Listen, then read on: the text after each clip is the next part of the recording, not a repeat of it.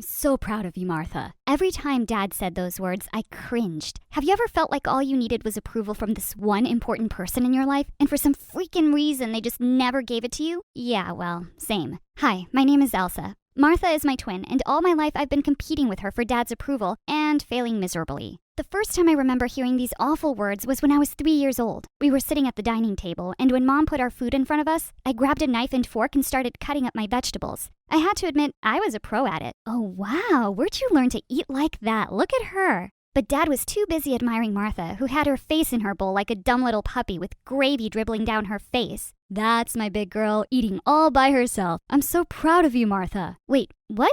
You call that eating? I picked up my love of books from Dad, and by the time I was 4, I could read fluently. After finishing everything at home, I begged Mom to take me to the public library one day, and I was like a kid in a candy store. One night when Dad came to our room to read to us, I whipped out the 7th Harry Potter book from under the bed. Daddy, let's read this. I can't wait to see how it ends. You've read all the Harry Potter books? Yes, and they're so amazing. I love... Just then, Martha took out a book from under her pillow and nearly hit me in the face with it. Daddy, please read this to me. I couldn't read all the words, and her book sounds stupid. It's not stupid. Goldilocks and the Three Bears is stupid. What are you, 2 years old? No, I'm like 4, you idiot. Then why do you want to read books for babies? Because we are babies. I'm not, but you're a big crybaby. That's enough, Elsa. Martha, honey, tell me where you got stuck. I'll read it to you. And I'm still very proud of you. It was always the same. We'd learn everything together, and she got all the praise even if I was 5 steps ahead of her. I didn't mind it too much at first. I'd read in a book that parents can be like that sometimes, showering the dumb kid with extra praise to encourage them. But then something happened that really made me lose my temper for the first time.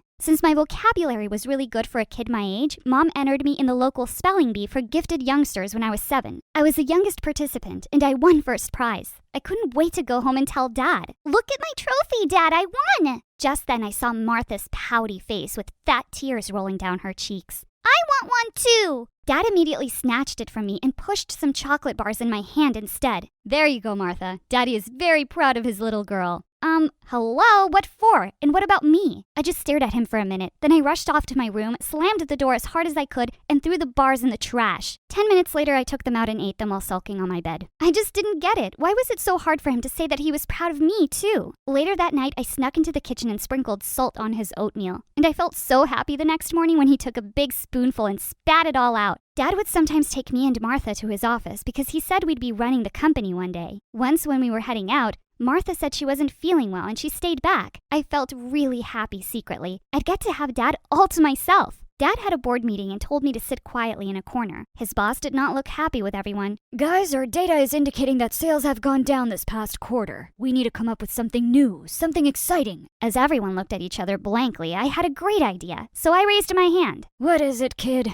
I read in the New York Times that smartwatches for teenagers are going to be the next big tech gadget. Everybody looked at me in surprise, but then a big smile spread on his boss's face. That's brilliant. We don't have anything for teenagers. Who's this genius kid? Instead of looking proud, Dad just looked embarrassed. I'm so sorry. I'll make sure to leave her home next time. I didn't understand why he was looking like he was mad at me when everyone else seemed to think I was a delight. Are you insane? She's amazing. I would be so proud of her if she was mine. Dad just nodded and glared at me. The second we got home, he rushed straight to Martha's room with the gifts he had for her. I missed you so much today. It really wasn't fun without you. I felt shattered at hearing those words. Just then, she got out of bed and showed Dad the painting she'd been working on. Martha, that's so beautiful. It was a painting of SpongeBob and his starfish buddy. I thought it was really ugly, actually. I'm so proud of you, Martha. I'm really glad you're better. Watching him hold her tight for so long made me want to cry. Mom and Dad thought I had tears of joy because my sister was feeling better, but they were just tears of anger. I wanted to rip her dumb painting into 2. As I grew older, I couldn't help thinking maybe Dad loved Martha more because she was the prettier twin. Everyone thought she looked like an angel with her blonde hair and blue eyes. All the boys in school would be asking me to introduce them to her. Geez, the girl could have her own TV show. Everybody loves Martha. It wasn't until the 8th grade that someone finally noticed me. It was our science teacher, Mr. Martin. He saw that I was always done with my work early, and he started giving me more advanced physics books to read. One day, when he asked me about what new thing I'd learned, I told him I just loved quantum physics. Mr. Martin took his glasses off as he looked at me in surprise. Are you saying you actually understand those concepts, Elsa? Yeah, I think so.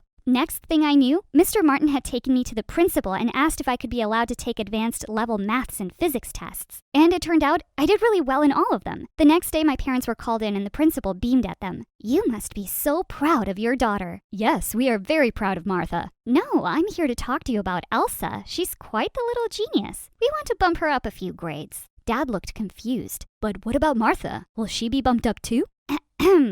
Sir, Martha is an average student at best. She's fine where she is." "Well then, Elsa can't move up either. Imagine how that will make Martha feel. She's a very sensitive child. Thank you for the offer, but Elsa will stay in 8th grade." I couldn't believe my ears. Was he for real? Later that night at the dinner table, I ate my food in silent rage. As usual, Dad was busy asking Martha how her day had been. "It was great. Thanks to your help, I got a B in my history assignment. Oh, and I'm starting cheerleading practice tomorrow." "That's wonderful, darling. I'm so proud of you." If I heard those words one more time, I was going to explode. I banged my glass down on the table. "And what about me, Dad? Aren't you proud that I'll be finishing high school earlier than most of the other kids?" "Dad, what is she talking about?" Dad clenched his jaw. "We've had this discussion, Elsa. You're not moving up a few grades." "No, actually, I never got the chance to speak. How could you do this to me, Dad?" "This is for your own good. You should thank me instead of being a total brat." "Who do you think you are? How would you feel if your boss stopped you from being more successful?" "I would actually be so grateful to him because he knows what he's talking about just like me right now." "You can't hold me back because of Martha. It's not my fault she's dumb." "I don't know why you think you're smart. Trust me, you're just dumb. You only have confidence, not smartness."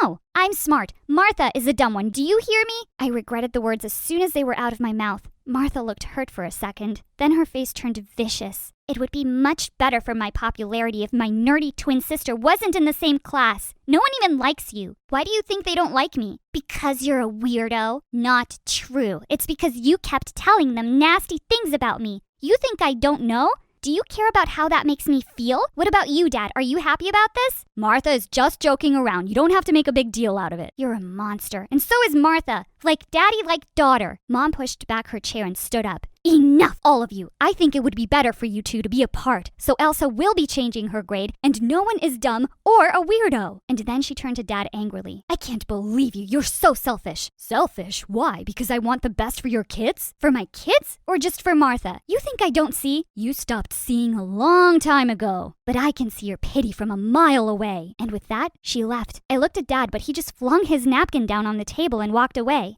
I didn't care anymore. I wasn't going to wait around for him to say those words to me. I was bumped up to 9th grade and finished high school 2 years before Martha. We never had much in common, but in the past couple of years, we'd really grown apart. She wasn't doing well at school and was always more interested in going to parties and hanging out with boys. But Dad was as blind to her faults as ever. "Look what's arrived in the mail, Mom! I just received my college acceptance letter to MIT on full scholarship." As Mom squealed in delight and hugged me, suddenly Dad walked in and snatched the letter out of my hands. "You never told me you're applying to MIT. What will you study there?" "Quantum physics. That's what I've always loved, but you never asked." He crumpled up the letter into a ball. "I own a tech company. How will you manage if you're too busy studying stupid theories in a research lab?" "I'm not interested in taking over your company, Dad. You should train the daughter you're really proud of to take over, and we both know that's not me." "Well then, hear this. I'm not going to be paying a penny for your college." And with that, he stormed out of the room. That fall, I moved away to Boston and got a job at a coffee shop to pay for my expenses. I stopped talking to Dad and Martha altogether. Mom kept in touch with me and sometimes sent me money. In my last year at university, I was clearing the tables at the coffee shop one day when a regular customer, Leonard, walked up to me. He'd been coming every day for 6 months, and I had the biggest crush on him. "Hey, Elsa, I've probably spent hundreds of dollars on coffee just to see you every day, so how about I cut to the chase? I think you're beautiful and smart, and I'd like to ask you out." Wait, he thought I was beautiful? Growing up under Martha's shadow, I'd never really seen myself that way. We dated for 2 years, and then we got married. Only Mom attended the wedding from my side. I found out from her that Martha had dropped out of college and run away with some loser boyfriend who had promised to make her a big model one day. Your dad's really heartbroken and has just thrown himself into his work even more. A year later, I gave birth to a beautiful baby girl, Anna. Leonard was so supportive of my career and always told me how proud he was of my achievements. And it was the happiest I'd ever been, until the day I got a phone call from Mom. "Honey, you have to come home. Your dad's had a stroke." I flew back home immediately. Seeing Dad looking so weak and sick made my heart hurt. I sat by his side and took his hand. "I'm here now, and everything's going to be okay." Dad was no longer fit enough to work,